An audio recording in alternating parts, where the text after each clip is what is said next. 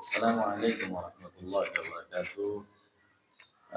সম্মানিত দর্শক, আমরা এই মুহূর্তে চলে আসলাম ভৈরব কেন্দ্রীয় জামে মসজিদের সম্মানিত ইমাম ও খতিব হযরত মাওলানা মুফতি সাব্বির আহমদ সরাইলি সাহেবের কাছে।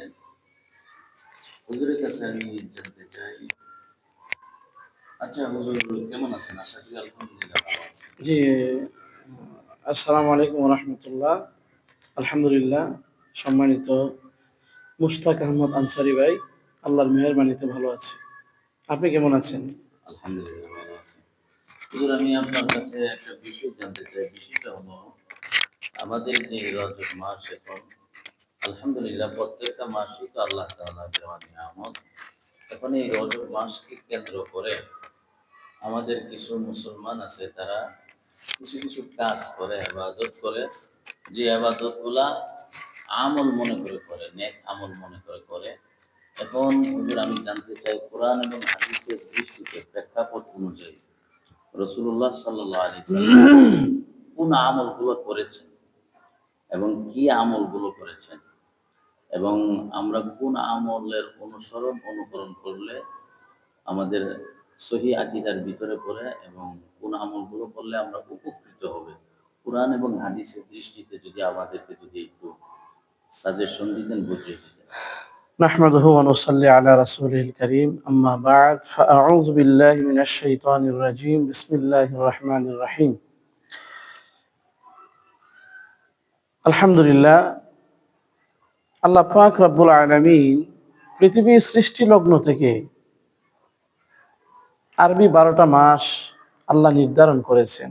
এর মধ্যে 4টি মাসকে আল্লাহ তাআলা সম্মানিত করেছেন। 4 মাসের মধ্যে একটা হলো এই পবিত্র রজব মাস। পবিত্র রজব মাসটা আল্লাহর কাছে অনেক পছন্দনীয় এবং সম্মানিত একটা মাস। আল্লাহ তাআলা যেহেতু এই রজব মাসকে সম্মান দিয়েছেন, সাহাবায়ে কেরাম সম্মান দিয়েছেন, আপনার আমার নবীজিও এই রজব মাসকে সম্মান দিয়েছেন। সেই হিসেবে আমরা আখির নবীর উম্মত হিসেবে আমরাও এই মাসটিকে সম্মান করা আবশ্যক। তো মাসটিকে আমরা কিভাবে সম্মান করব? নবী আলাইহিস সালাম, সাহাবায়ে আজমাইন তারা কিভাবে এই মাসকে সম্মান করেছেন, তারা যেভাবে করেছেন আমরা সেভাবে করব। তাদের বাহিরে কোনো কাজ আমরা করব না। যদি তাদের বাহিরে কোনো কাজ আমরা করি তাহলে সেটা হবে বেদাত এবং সেটা গুনাহের কাজ হবে। তো আমি তাদের ধারায় তারা যে সমস্ত আমলগুলি করেছেন, ওই আমলগুলি থেকে আমি কয়েকটা আমল আমি আপনাদেরকে বলবো। যদি আমরা এই আমলগুলি রজব মাসে করতে পারি, তাইলে আল্লাহ তাআলা নিশ্চয়ই আপনাকে আমাকে ক্ষমা করবেন। তো আমি আমলগুলোর মধ্যে সর্বপ্রথম যে আমলটার কথা বলবো সেটা হলো, যখন রজব মাস আসতেন তখন রাসূল পাক সাল্লাল্লাহু আলাইহি ওয়াসাল্লাম বেশি পরিমাণে একটা দোয়া পড়তেন। আল্লাহুম্মা বারিক লানা ফি রজব ওয়া শাবান ওয়া বাল্লিগনা রমাদান। নবীজি সকাল সন্ধ্যা এই দোয়াটা পড়তেন, আল্লাহর কাছে দোয়া করতেন। দোয়াটির অর্থ হলো, আল্লাহুম্মা বারিক লানা, হে আল্লাহ আপনি বরকত দান করুন আমার উপরে, আমার হায়াতের উপরে, ফি রজব ওয়া শাবান, রজব এবং শাবান মাসে আপনি আমাকে, আমার উপরে বরকত রহমত নাজিল করুন এবং আমার হায়াতকে ওয়াবাল্লিগনা রমাদান, রমজান পর্যন্ত পৌঁছায় দেন। নবীজি এই দোয়াটা করতেন। তাহলে আমরাও সেই ধারায় আমরা এই দোয়াটা করতে পারি, আল্লাহুম্মা বারিক লানা ফি রজব ওয়া শাবান ওয়াবাল্লিগনা রমাদান। যাদের দোয়াটি মুখস্থ আছে আপনারা পড়বেন, আর যাদের মুখস্থ নাই আপনারা মুখস্থ করে নেবেন, বাংলায় অন্তত আল্লাহর কাছে এই দোয়াটা করবেন। আর দ্বিতীয় নাম্বার যে আমলটার কথা বলবো সেটা হলো, আপনারা প্রতিদিন ফজরের নামাজের পরে, সূর্য উদয় হওয়ার 20 মিনিট পরে ইশরাকের নামাজ আছে, এই ইশরাকের নামাজ আপনারা পড়বেন। বিশেষ করে রজব মাসে, শাবান মাসে, সামনে রমজান আসতেছে, এই আমলগুলি, নফল নামাজগুলি আমরা পড়ার চেষ্টা করব। ইশরাকের নামাজ এটা অনেক দামি একটা নামাজ। আমাদের হয়তোবা আমাদের জীবনে এরকম অনেক মানুষ আছে যাদের হজ করার সামর্থ্য নেই, উমরা হজ করার সামর্থ্য নেই, কিন্তু আল্লাহ রাসূল সাল্লাল্লাহু আলাইহি ওয়াসাল্লাম বলেছেন, যারা ইশরাকের নামাজ আদায় করবে, 2 রাকাত ইশরাকের নামাজ যারা আদায় করবে, আল্লাহ তাআলা তাদের আমল নামায় একটা কবুল হজের সওয়াব দান করবে। সুবহানাল্লাহ। তাইলে আমরা দ্বিতীয় নাম্বার এই আমলটা করতে পারি। তৃতীয় নাম্বারে যে আমলটার কথা বলবো সেটা হলো, মুয়াজ্জিনের আজানের শব্দ যখন আমাদের কানে পৌঁছে, মুয়াজ্জিন যখন বলে হাইয়া আলাল সালাহ, হাইয়া আলাস সালাহ, হাইয়া আলাল ফালাহ, হাইয়া আলাল ফালাহ, যখন মুয়াজ্জিন এই শব্দ যখন বলে, তখন মুয়াজ্জিনের সাথে আমরাও তাদের সাথে এই কথা বলবো যে লা হাওলা ওয়ালা কুওয়াতা ইল্লা বিল্লাহ, লা হাওলা ওয়ালা কুওয়াতা ইল্লা বিল্লাহ, এই দোয়াটা আমরা পড়তে পারি। এরপরে যে আমলটার কথা আমরা বলবো সেটা হলো তাহাজ্জুদের নামাজ। দেখেন, তাহাজ্জুদের নামাজের দ্বারা আল্লাহ তাআলার নৈকট্য অর্জন করা যায়।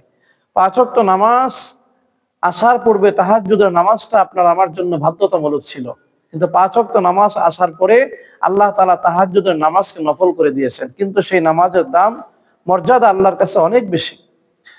কোন ব্যক্তি যদি তাহাজ্জুদের নামাজ পড়ে আল্লাহর কাছে দোয়া করে, আল্লাহ তাআলা তার দোয়াকে কবুল করেন। অনেক লম্বা রাত্রবেলা 4টার সময় 3টার সময় আমাদের ঘুম ভেঙে যায়, তখন আমরা যদি ওইটা ওযু করে পবিত্রতা অর্জন করে যদি আমরা তাহাজ্জুদের মুসল্লায় দাঁড়িয়ে যাই, তাইলে আল্লাহ তাআলা আপনাকে আমাকে অবশ্যই ক্ষমা করবেন। এরপরে যে আমলটার কথা আমরা বলবো সেটা হলো, যখন আমরা নামাজের জন্য মসজিদে আসব বা উজু করার জন্য যখন আমরা উজুখানায় যাব, মসজিদে যখন আসব, তখন আমরা আল্লাহর কাছে একটা দোয়া করব আল্লাহর বড়ত্ব প্রকাশ করার জন্য। সেটা হলো আল্লাহু আকবার কাবীরা ওয়ালহামদুলিল্লাহি কাসীরা ওয়া সুবহানাল্লাহি বুকরাতাও ওয়া আসীলা। দোয়াটা আমি আবার বলছি, আল্লাহু আকবার কাবীরা ওয়ালহামদুলিল্লাহি কাসীরা ওয়া সুবহানাল্লাহি বুকরাতাও ওয়া আসীলা। এই যে কয়েকটা আমল আমি বললাম, যদি আমরা রজব মাসে এই বিশেষ কয়েকটা আমল যদি আমরা সঠিকভাবে করতে পারি, ইনশাআল্লাহ আল্লাহ তাআলা আপনার আমার প্রতি সন্তুষ্ট হবেন। সর্বশেষ আরেকটা আমলের কথা আমি আপনাদেরকে বলবো, সেটা হলো যে এই রজব মাসে মাঝে মাঝে 2-1টা করে রোজা রাখা। আমরা যদি রজব মাসে, শাবান মাসে মাঝে মাঝে 2-1টা করে রোজা রাখি, তাহলে রমজানের রোজা রাখা আপনার আমার জন্য সহজ হয়ে যাবে, আর রমজানের রোজা রাখা তেমন কঠিন হবে না। এজন্য আমরা যারা পারি বৃহস্পতিবার বা সোমবার আমরা এই মাঝে মাঝে 2-1টা করে রোজা রাখার চেষ্টা করব। আল্লাহ তাআলা আপনাকে আমাকে আমল করার তৌফিক দান করুক, এবং রমজান পর্যন্ত আল্লাহ আমাদের হায়াতকে লম্বা করে পৌঁছার তৌফিক দান করুক। সকলে বলি আমিন। আসসালামু আলাইকুম ওয়া রাহমাতুল্লাহ। আচ্ছা হযরত, অনেকে দেখলাম রজব মাস আসলে তাবারক করে, তাছাড়া বিভিন্ন আনুষ্ঠানিক ভাবে বিভিন্ন কিছু করে, তারপরে রজব মাস আসলে বাতি ফোটানো হয়, এগুলা অনেক কিছু করে। তারপর রজব মাস আসলে অনেকে বলে ভালো বুড়া খাইতে হয়, রজব মাস আসলে নাকি ভালো বুড়া না খেলে নাকি পুরা বৎসরই নাকি অমঙ্গল যায়। তারা অনেকে বলে, এগুলা নিয়ে আমাদের সমাজে অনেক ফিতনা, মারামারিও হয়, কথা তর্কাতর্কি নিয়ে হয়, অনেক ঝগড়া ফাসাদে লিপ্ত হয়। এগুলা বিষয় সম্পর্কে কি বলা হয়? আসলে আমি একটা কথা প্রথমে বলেছি যে সাহাবায়ে আজমাইন এবং রাসূল পাক সাল্লাল্লাহু আলাইহি ওয়াসাল্লামের জীবন থেকে যেটা প্রমাণিত হয় না, সেটা থেকে আমাদেরকে দূরে থাকতে হবে। এই রজব মাস আসলে বিভিন্ন ধরনের বেদাতি কুসংস্কার আমাদের সমাজে আছে। অনেক জায়গায় দেখি মাজারকে সাজানো হয়, মাজারের মধ্যে মোমবাতি জ্বালানো হয়, মাজারের মধ্যে মান্যত করা হয়, বিভিন্নভাবে নবীজির মেয়ারাজ নিয়ে আলোচনা করা হয়। তারপরে বিভিন্নভাবে কুসংস্কার বিদাত সমাজে আছে। এই সমস্ত বিদাত থেকে দূরে থেকে যেটা রাসূল পাক সাল্লাল্লাহু আলাইহি সাল্লাম করেছেন, সাহাবায়ে কেরাম যেটা করেছেন, আমাদেরকে সেটাই করতে হবে। তাদের সাথে যেটা সম্পর্ক ছিল না, আমরা সেটাও করব না। আতশবাজি করা, বাতি ফুটানো, এই সমস্ত কাজ করা সম্পূর্ণ বিদাত, কুসংস্কার, এগুলা কখনো করা যাবে না। আল্লাহ হাফেজ, জাযাকাল্লাহ খাইর, জাযাকাল্লাহ। হযরত আপনার মূল্যবান সময় আমরা নষ্ট করলাম না, আমাদেরকে আলহামদুলিল্লাহ। সময় দেওয়ার জন্য। আমরা সকলেই দোয়া করি আল্লাহ তাআলা হযরতকে ইলম আমলের মধ্যে বরকত নসিব দান করুক, এবং হায়াতের মধ্যে দীর্ঘ লম্বা নেক হায়াত বাড়িয়ে দেন। হযরতের কাছ থেকে মূল্যবান সময়টুকু আমরা পেয়ে অত্যন্ত খুশি হলাম। আর মূলত যে কোনো প্রশ্নে যে কোনো জবাব যদি নিতে চান, হযরতের হোয়াটসঅ্যাপ নাম্বার আছে, ইমো নাম্বার আছে, এই নাম্বারে অবশ্যই যোগাযোগ করতে পারেন। আল্লাহু আকবার, জাযাকাল্লাহ খাইর, জাযাকাল্লাহ। আসসালামু আলাইকুম ওয়া রাহমাতুল্লাহ।